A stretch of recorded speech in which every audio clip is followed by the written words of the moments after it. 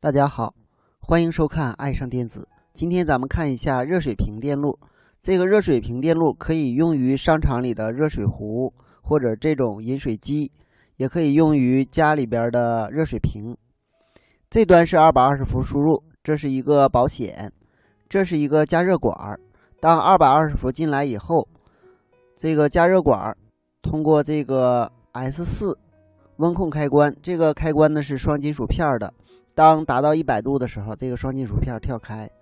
然后呢，通过这个加热管回到这端，给水壶内的水加热。当水开以后，壶内的温度达到100摄氏度，这个 S4 断开，进行保温。当加热的时候，我们看220伏通过这个电阻，通过这个加热灯，然后回到这端，使这个加热灯点亮。由于这个保温灯是短路的状态，所以呢，这个保温灯不亮。当这个 S4 断开以后，220伏通过加热管，通过保温灯，通过 150K 电阻回到这端，保温灯点亮，这时这个加热灯熄灭。另外，这个 R 是一个加热丝，它的主要作用是起限流的作用，主要给我们的电机供电的。当我们出水开关 S1、S2 任意一个按下以后呢，我们这个220伏通过开关，然后通过这个三角的这个导线，然后通过二极管，然后通过我们的电机，再通过这个六角下来，再通过这个二极管，通过这个二角回到这个限流的发热丝，回到我们这端的零线，给电机进行供电。电机供电的时候，我们这个位置，也就是这个接水的地方就会出水。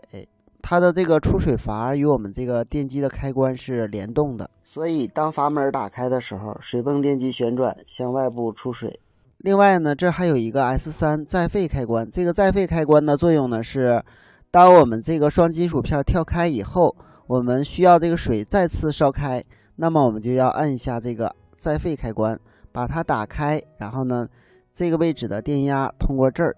加到了这个三极管的基极，使这个三极管导通。它导通以后，使这个三极管导通，使继电器线圈得电，从而使这个长开点闭合。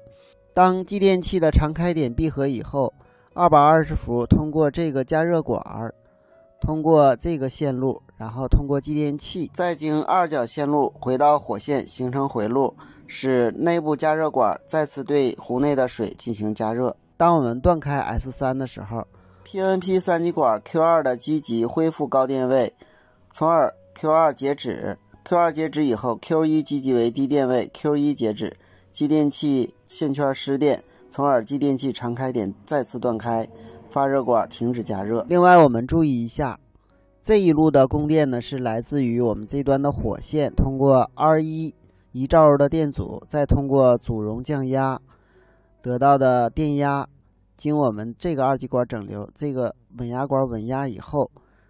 然后回到这端，经吸二滤波以后，得到一个12伏给继电器供电。好，今天咱们就到这里，谢谢大家，再见。